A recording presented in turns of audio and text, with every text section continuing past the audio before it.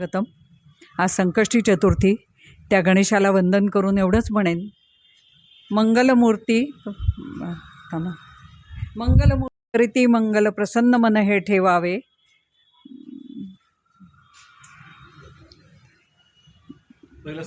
जो पुरस्कार मिळाला त्यामुळे आम्हाला खूप आनंद झालेला आहे आणि असेच त्यांनी आम्हाला खूप पुरस्कार दिलेत आणि असेच पुढे देत राहून त्यांना मिळत राहूत एवढीच मी त्या गणेशाला प्रार्थना करते.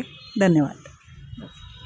चतुर्थीच्या दिवशी आपण येऊ हा धरूयात आणि गणपती चरणी त्यांनी सांगितली वास्तवशास्त्र म्हणजे सद्यस्थिती, ज्या परिस्थितीमध्ये पक्षी आपल्या बाजूला आवाज करतात किंवा झाडं किंवा इतर आत्ता बाजारामध्ये जी दुकानं आहेत त्या दुकानांचे काही संकेत, त्याच्यावरून ते लगेचच आपलं काय सांगतात, भविष्य सांगतात. वास्तवशास्त्र म्हणजे भविष्य, आणि त्याचं त्यांनी संशोधन केलेलं आहे आणि हे जवळ गेली 50 वर्षापासून त्यांची ही जी चालू आहे संशोधनाची प्रक्रिया, ती अतिशय सुंदर आणि वर्णनात्मक आहे आणि त्या पुस्तकाचं प्रकाशन झालं आहे. याबद्दल आम्हाला सगळ्यांना आनंद होत आहे आणि त्यानिमित्त त्यांना आपले परिवर्तन स्वाभिमानी पत्रकार साहित्यिक कट्टेतर्फे जीवनगौरव पुरस्कार दिला आहे.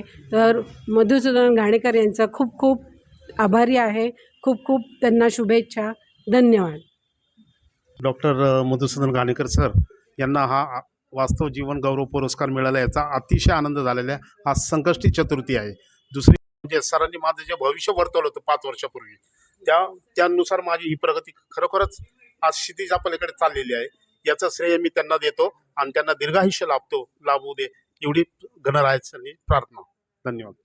परिवर्तन स्वाभिमानी पत्रकार संघाच्या वतीने अखिल भारतीय मराठी साहित्य परिषद शताब्दी वर्ष सुरू झालेलं आहे आणि त्या शताब्दी वर्षानिमित्त आपण परिवर्तन स्वाभिमानी पत्रकार साहित्यिक कट्टा अशी एक आणली आहे आणि त्या माध्यमातून आपण कवयित्री असो, कवी असो किंवा इतर कोणी साहित्यिक असो, त्यांच्या आपण गप्पा घेतो, त्यांच्या कविता ऐकतो. तर आज आपण आपल्या परिवर्तन स्वाभिमानी पत्रकार साहित्यिक कट्ट्यावर आपल्यासोबत आहेत. ताई, तुमची ओळख सांगा. मी मंदाताई नाईक.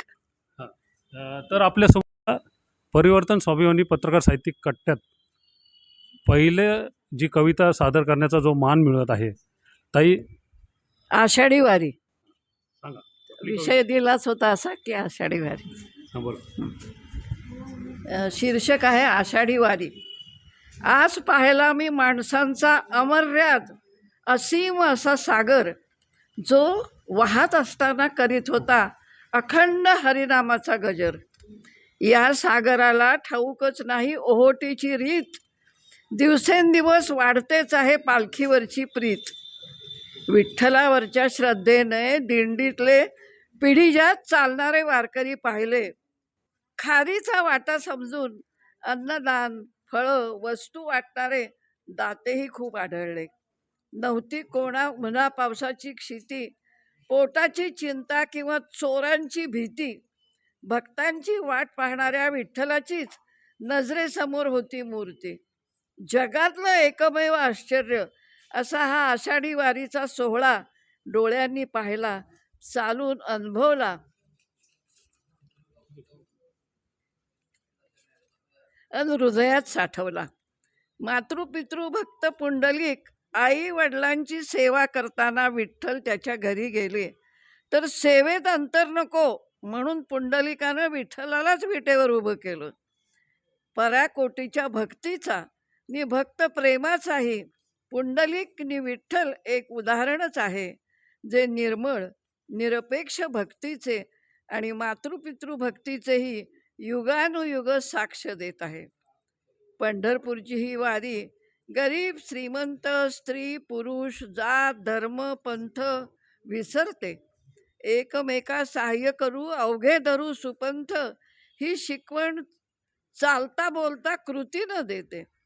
ऐहिकातून शाश्वत सुखाकडे नेणाऱ्या या मार्गाचा असाच होणार आहे उत्कर्ष. देव आणि भक्तांचं अतूट नातं असंच राहील आणि संपेल जगातला सारा संघर्ष. निष्ठावान लाखो वारकऱ्यांना आणि दीनदयाळू विठ्ठलाला प्रणाम माझे कोटी कोटी.